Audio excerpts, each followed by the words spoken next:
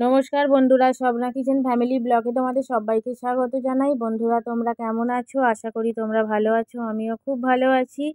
তো এখন বাজে 9টা। এখন থেকে ব্লগটা শুরু করছি। সকালে সমস্ত কাজকর্ম করা হয়ে গেছে, চান করাও হয়ে গেছে, মিঠাইকে স্কুলে পাঠিয়ে দিয়েছি, আর এখন সবজি কেটে আর এখন রান্না চাপিয়ে দিয়েছি। তো আজকে কী কী রান্না হচ্ছে অবশ্যই তোমার সাথে শেয়ার করব। তো আগের দিনে পিকনিক থেকে এসেছি, শরীর খুবই ক্লান্ত হয়ে রয়েছে। আর মিঠাই তো সেই যে ঘুমিয়েছে, উঠেছে একেবারে সকালে। তোমরা তো সকলেই দেখেছো। আর আমাদের পিকনিকের ভিডিও কীরকম লাগলো অবশ্যই কমেন্ট করে জানিও।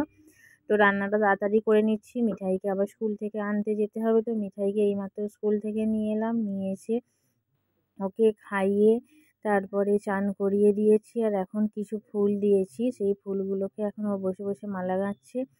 আর আমার এখনও অনেক কিছু কাজকর্ম বাকি আছে। তো অর্ধেক রান্না করে গিয়েছিলাম, বাদ বাকি রান্না এসেই করব, সেই জন্য ওকে রেখে তো অনেকক্ষণ ছিল ওখানেতে। তারপরে ওকে নিয়ে এলাম, নিয়ে এসে আবার চান টান করিয়ে আর এখন বসে বসে মালা গাঁথছে। আর আমি এখানে দেখো বেগুনটা ভেজে আর অল্প কিছু রান্না করে রেখে চলে গিয়েছিলাম। আর এখন মাছটা ভেজে নিচ্ছি, কারণ মিঠাই খাইয়েছি, এবার খাইয়ে এদিক ওদিক কাজকর্ম করতে আবারও বেলা হয়ে গেল। ওকে খাওয়াবো, মাছটা আগে ভেজে নিলাম, নিয়ে মাছটাকে সর্ষে বাটা কাঁচা লঙ্কা দিয়ে ঝাল করে নিলাম। তো বেগুন ভাজা, মাছের ঝাল। আর এখনও কিন্তু তরকারি চাপাইনি, এবার করব। তো বন্ধুরা, তরকারিও চাপিয়ে দিয়েছি। আজকে রান্না করছি এঁচোড় চিংড়ি। তো এঁচোড় কাটতেও অনেকটা টাইম লেগে গেছে। ওই এবছরে মানে প্রথম এঁচোড় খাওয়া হলো। এঁচোড় যদিও সারা বছর পাওয়া যায়, কিন্তু সিজনের জিনিস সিজনে একটা অন্যরকমভাবে। আর ভাতটা হয়েই এসেছে, তো ভাতের ফ্যান ঝাড়বো। তো বন্ধুরা, মাছটা ভেজে মিঠাইকে দিলাম, খেলাম, সব তুলে রেখে দিয়ে মালা এইমাত্র গাঁথলো। হাতকে পরিষ্কার করে ধুয়ে দিলাম, কারণ ফুলে তো এখন ওষুধ দেওয়া থাকে। তো হাত পরিষ্কার করে ধুয়ে ওকে দিয়ে দিয়েছি মাছের মাথা। মাছের মাথাটা এখন বসে বসে তারপরে বাসন টাসনগুলো মেজে এসে ওকে ভাত খাওয়াবো।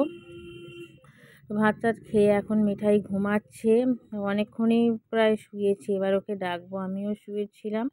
তো অনেকটাই টাইম হয়ে গেছে, এবার সন্ধে দেব, তারপরে খাওয়াবো, তারপর আবার রাতে রান্না হবে, পড়াশোনা আছে।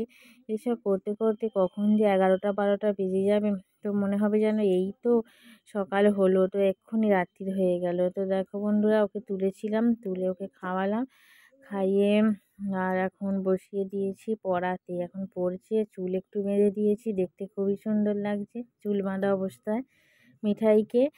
আর এখন তো ওকে সব টাইমে করে দিতে হয়, খাওয়া, তারপরে ঘুমটা, তা না হলে তো সকালে উঠতে পারবে না ভোরবেলা। ও তো আগে উঠতো 9টায়, আর তার জায়গায় এখন ওঠে 7টা। তো অনেকই শরীর খারাপ করবে, সেই জন্য সব টাইমে করে দিই। তো বন্ধুরা, আজকের ব্লগটা তোমাদের কীরকম লাগলো অবশ্যই কমেন্ট করে জানিও। প্রথম থেকে শেষ পর্যন্ত দেখার জন্য ধন্যবাদ।